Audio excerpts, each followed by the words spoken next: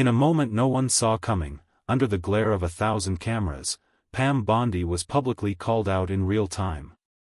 What sparked the backlash? Who was behind it? And how did it shake one of the GOP's most recognizable faces? Stay tuned, because this wasn't just a press event, it was a political reckoning broadcast live. Pam Bondi appeared calm and collected as she stepped up to the podium at an outdoor press conference in downtown Tampa. It was a bright, breezy afternoon, the kind of Florida day that usually signals calm rather than conflict. The street had been closed off for the event, palm trees lined the background, and a crowd of journalists, political aides, and curious onlookers gathered to hear what the former Florida Attorney General had to say.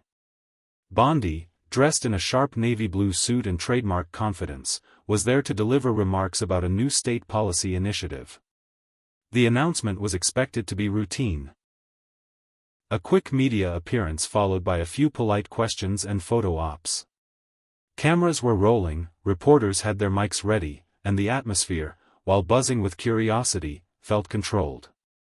For a political figure who had weathered years of controversy, this was familiar ground. But within minutes of taking the mic, everything changed.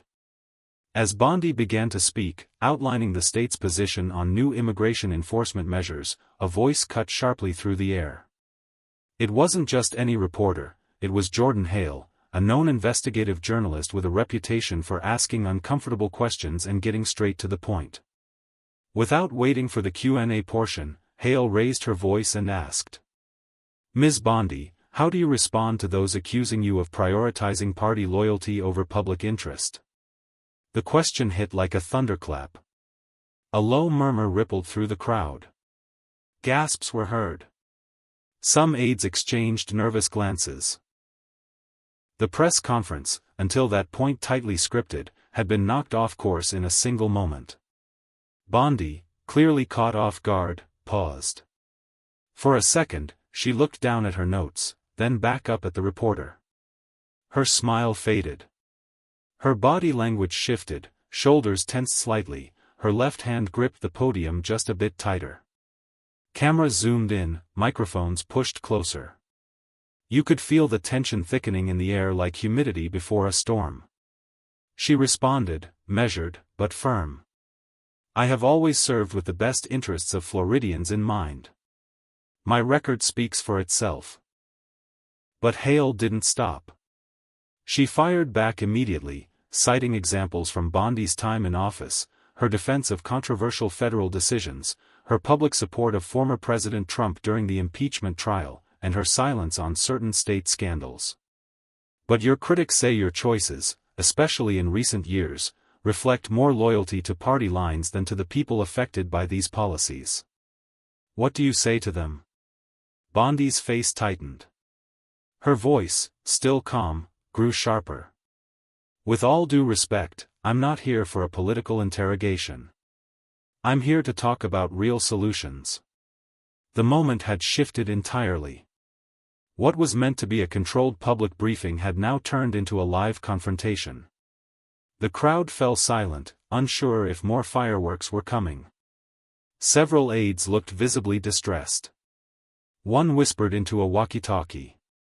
The press team started checking their phones, likely already seeing tweets and headlines forming. Bondi continued with her statement, trying to steer things back on course, but the energy in the space had changed. Every word she said now felt under a microscope.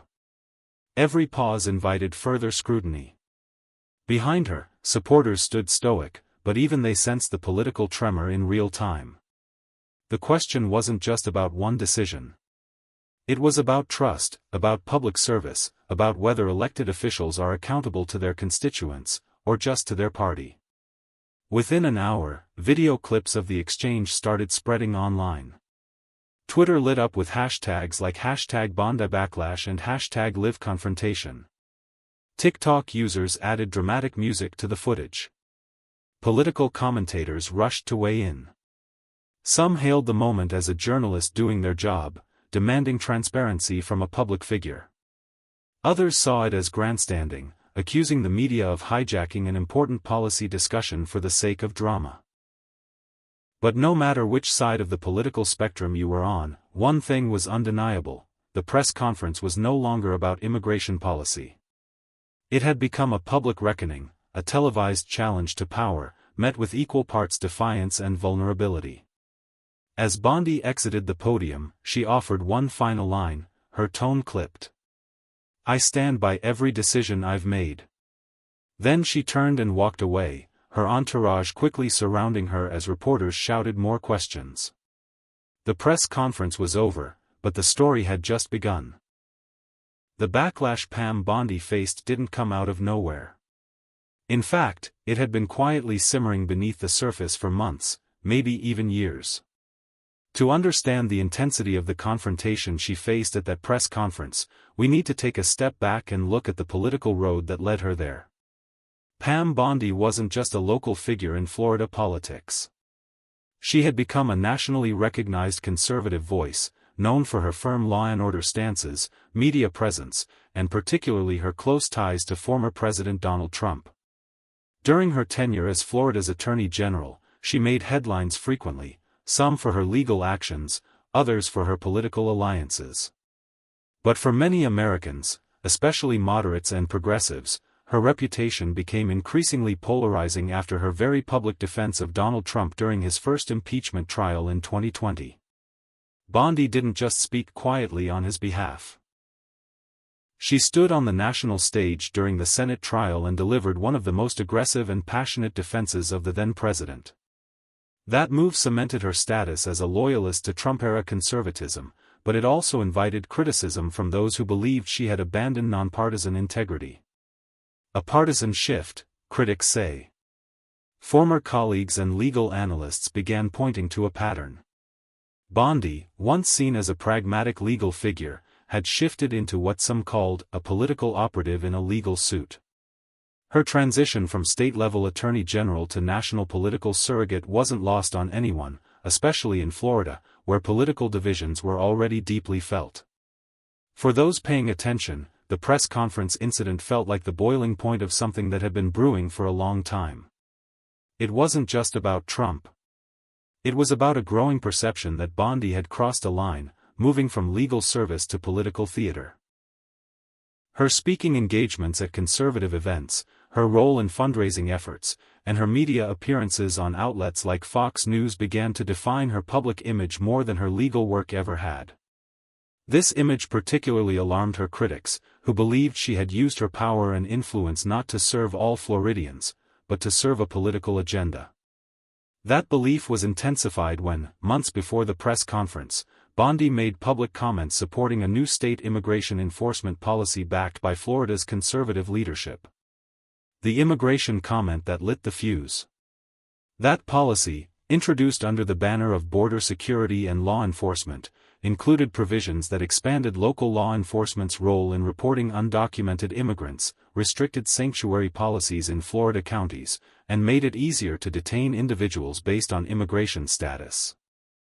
Bondi called the law strong and necessary during an appearance on a local news program. She praised it as exactly what this country needs to restore law and order. For her supporters, it was a bold stance in support of national security and state sovereignty. But for critics, including immigrant rights groups, legal experts, and even some local city officials, the policy was anything but necessary. They called it discriminatory, harmful to immigrant families, and a step backward in human rights. Many believed it would lead to racial profiling, unnecessary detentions, and increased fear among immigrant communities. Her praise of the law ignited a firestorm. Civil rights groups issued statements condemning her words. Several immigrant advocacy organizations launched petitions and organized protests. City council members in diverse Florida communities publicly criticized her, stating that her comments disregarded the safety and dignity of thousands of hardworking immigrant families in the state. For weeks, frustration grew. Pam Bondi, however, didn't respond. She didn't walk back her comments. She didn't issue clarifications. And for many, that silence spoke volumes. The perfect storm, press conference becomes ground zero. So when Bondi finally appeared in public to speak at the Tampa press event, the timing couldn't have been worse, or more explosive. She was now face-to-face with journalists and community members who had spent weeks waiting for the chance to ask her what she had avoided answering. The moment wasn't just about a press statement. It was about unresolved grievances, about accountability, and about facing the criticism head-on. The press conference became the first real opportunity for critics to confront her directly, and they took it. The questions weren't about the policy she had come to promote. They were about her values, her record, and her loyalties. It was a perfect storm. Months of frustration collided with a microphone and a camera. The result? A viral confrontation that made headlines across the country. Pam Bondi's critics saw it as a moment of justice, of finally being heard. Her supporters viewed it as an ambush. But regardless of where you stood, one thing was crystal clear: the backlash didn't come out of nowhere, it was earned, built over time, and unleashed when the cameras were finally rolling. As the press event wore on, what had started as a straightforward policy announcement turned into something entirely different, a political pressure cooker caught live on tape. After the initial explosive question about her political loyalty, the tension didn't ease, it escalated. Emboldened by the first reporter's boldness, others followed suit. One journalist stepped forward and said bluntly, "Ms. Bondi, you've consistently turned a blind eye to the real needs of Florida's communities. What do you say to the families living in fear of policies you've supported?" Bondi, who had been composed until that point, now showed visible signs of irritation. Her eyes narrowed slightly, and she leaned a little closer to the microphone, determined, but clearly under pressure. Before she could even fully respond, another reporter, this one from a national network, jumped in with a different angle. "What about your consulting work after leaving office? Can you explain why you've taken contracts with firms that benefited from policies you helped implement?" That question hit a nerve. It was no secret that Bondi had entered the world of political consulting after leaving public office, including stints with lobbying groups and think tanks closely aligned with the Republican Party. But critics claimed that some of these engagements posed ethical concerns, suggesting she may have profited from connections and causes she had championed while in office. Now, with multiple cameras capturing every word, Bondi had to respond, not just as a politician, but as a public figure facing a very personal public reckoning. She straightened her back, steadied her voice, and said, "Let me be perfectly clear, I have always acted in the best interest of Floridians.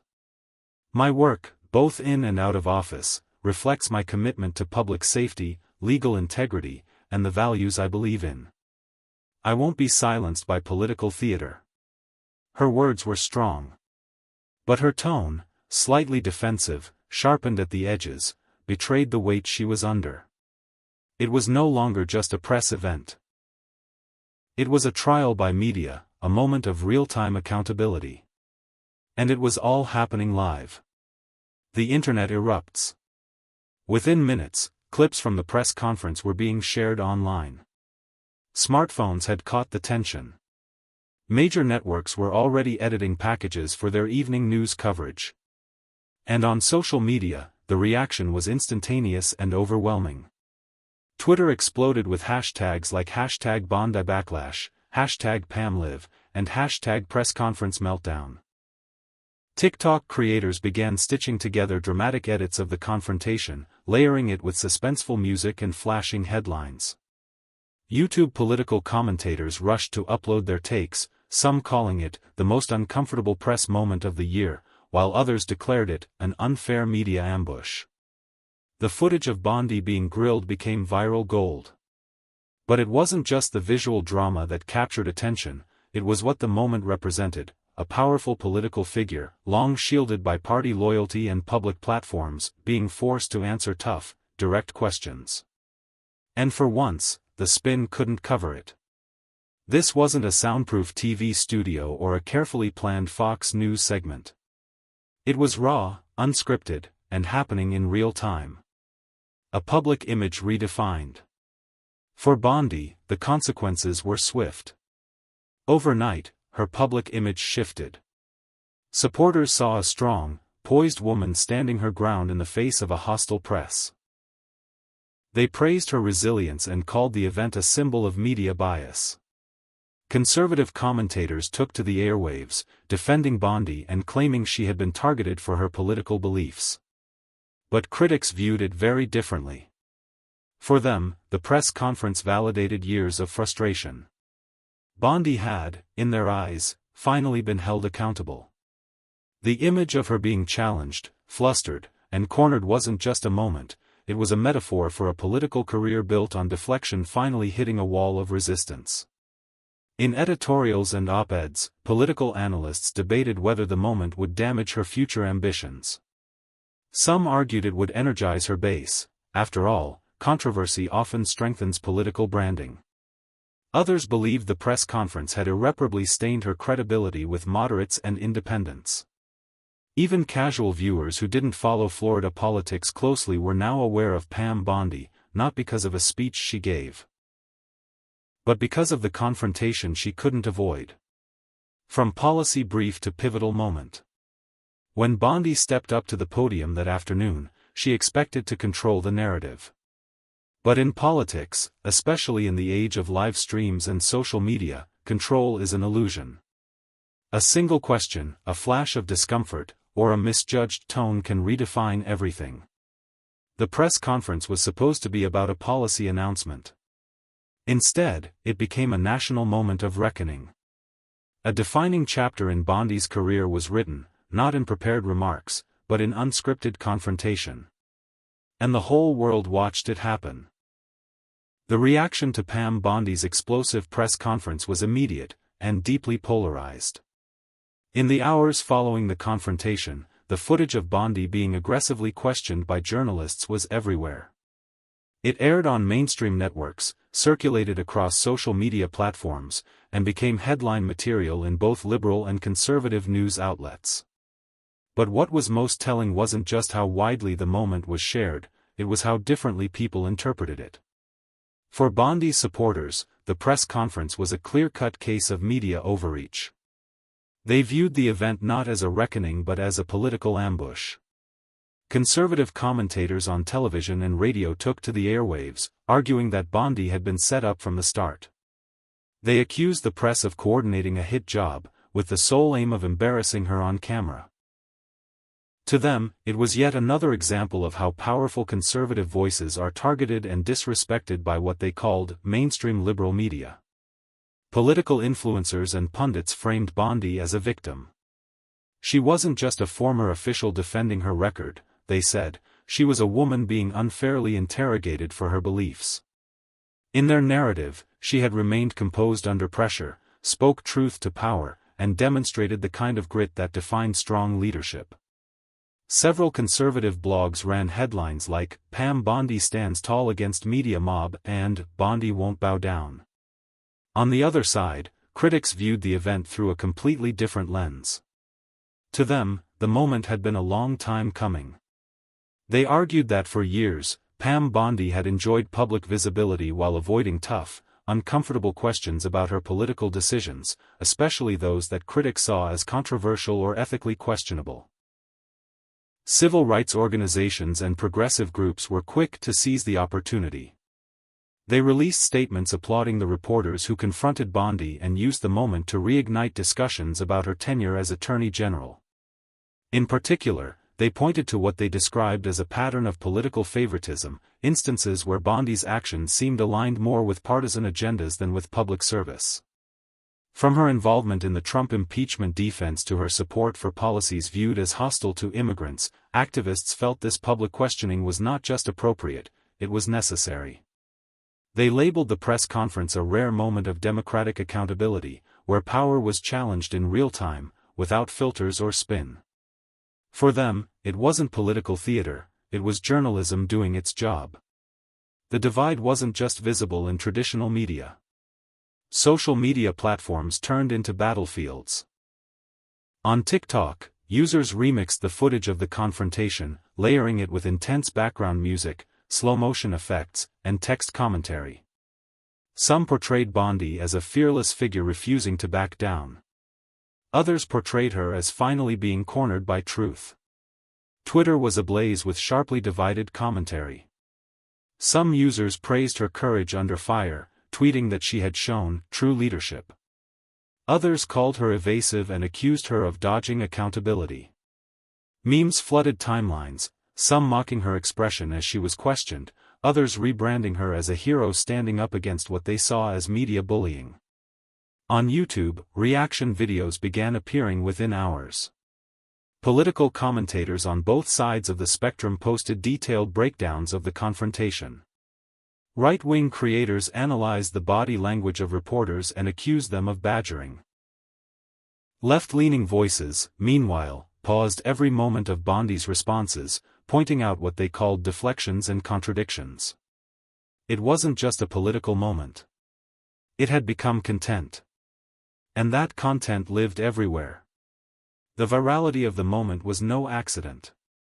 It represented the perfect mix of controversy, confrontation, and high-profile politics. People weren't just watching it, they were reshaping it, repackaging it, and turning it into ammunition for their own political narratives. The line between journalism, politics, and entertainment blurred instantly. What had begun as a local press event in Florida was now a national conversation. Political analysts weighed in on news segments, some warning that this kind of media spectacle distracts from real policy debate, while others insisted that public figures must be ready to face hard questions if they wish to remain in public life. Bondi, meanwhile, found herself in the eye of the storm. Her office released no immediate statement, and her team declined interviews. The silence only fueled speculation. Was she regrouping? Was she rattled? Or was she letting the moment pass to avoid giving it more attention? Regardless of her next move, one thing was certain: this wasn't just a tough press conference. It had become a turning point. The reactions weren't just about her, they were a reflection of a divided America, where every public moment is instantly scrutinized, politicized, and turned into viral content. And in that environment, the truth often depends on which side of the screen you're watching from. Now the big question on everyone's mind: what does this mean for Pam Bondi's future? For a long time, political insiders had whispered that Bondi was planning something bigger. There were rumors of a Senate run. Others speculated she might join a future presidential administration in a cabinet-level role. Her growing media presence, party connections, and national profile had positioned her as more than just a former state official. She was becoming a recurring name in conservative political circles with ambitions that clearly reached beyond Florida. But now, after the viral press conference that left her cornered, publicly challenged, and at the center of a nationwide debate, those plans may be hanging in the balance. The backlash from the event did more than generate headlines. It forced Bondi into the national spotlight under less than ideal circumstances. Unlike her appearances on friendly media outlets or carefully curated political events, this was raw, unscripted, and confrontational. It was not a speech she could control. It was a moment that challenged her composure, her past decisions, and her political branding in real time.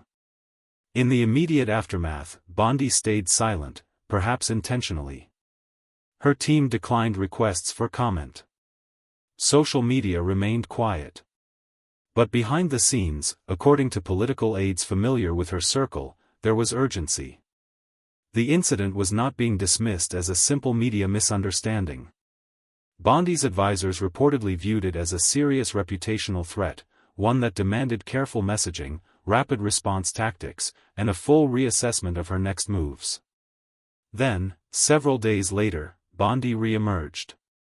In a carefully planned follow-up interview on a conservative network, she addressed the incident, but not with regret.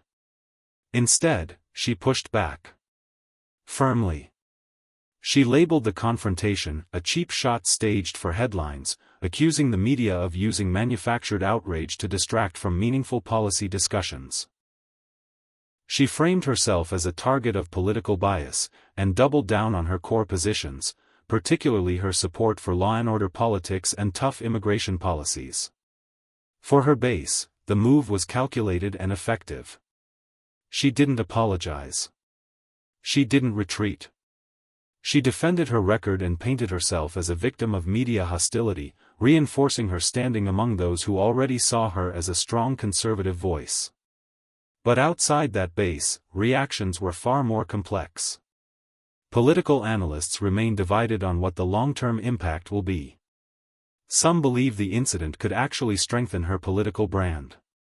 In today's environment, public confrontations often don't damage a candidate, they energize their supporters. The more public the fight, the more loyal the following becomes. For many conservative voters, Bondi's refusal to back down, her sharp retorts, and her ability to remain on message under fire are signs of resilience. In their eyes, she didn't stumble. She stood tall. Those who hold this view argue that Bondi could use this moment as a springboard. With enough media appearances, interviews, and public support, she might convert controversy into political capital, just as other polarizing figures have done before her. Some have even suggested that the viral nature of the confrontation could give her an edge with voters who admire politicians who are unafraid to clash with the media. But others are less optimistic about her future. They argue that the damage is already done, not necessarily with her base, but with independent voters, moderates, and swing demographics. These groups tend to value accountability and transparency. Seeing a former public official appear flustered, defensive, and unwilling to engage honestly with serious questions could cast doubt on her credibility. If Bondi intends to pursue higher office, those voters could be critical, and this incident may have turned them away. Some strategists also warn that if Bondi continues to frame every criticism as an attack, she could alienate the very people she needs to broaden her appeal. At a time when the electorate is increasingly demanding authenticity and directness from leaders, relying on party loyalty and media skepticism might not be enough. In political circles, her name still carries weight. But now, it also carries baggage. Colleagues who once viewed her as a rising conservative star are now cautious. Even Republican donors, who tend to avoid controversy, may hesitate to back a candidate who becomes a magnet for media storms. The fear isn't just about bad headlines, it's about unpredictability. No campaign wants to be defined by moments that spiral out of control. One thing, however, is beyond debate: the press conference incident has changed the trajectory of Bondi's political narrative. She is no longer simply a former attorney general, nor just a Trump ally, nor just a media figure. She is now a symbol in a larger conversation about how public officials are held accountable, and how they respond when the spotlight turns uncomfortably bright. Whether this moment marks the beginning of a comeback or the start of a decline depends entirely on what Pam Bondi does next. But what's clear is this: her confrontation wasn't just another tough press moment. It was a reflection of today's politics, raw, real, and happening in full view of the public. In an age where viral moments can build or break careers overnight, every word matters. Every expression matters. And silence? That might speak loudest of all. So there you have it, a single press conference that turned into a defining moment for Pam Bondi. What was meant to be a controlled public appearance became a flashpoint in the debate over political accountability, media power, and public trust. Whether you see Bondi as a victim of unfair media pressure or a public figure finally facing hard questions, one thing is certain: the rules of modern politics have changed. In an era of viral moments and 24/7 news cycles, no one is safe from the spotlight, and no message goes unchallenged. But now we want to hear from you. Was the media out of line, or was this just democracy doing its job? Do you think this moment helps or hurts Pam Bondi's political future?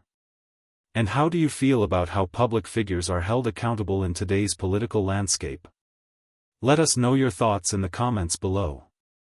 Don't forget to like, subscribe, and hit the bell icon so you never miss a breakdown of the biggest political moments shaping America today. Thanks for watching. This is Inside American Politics, and we'll see you in the next episode.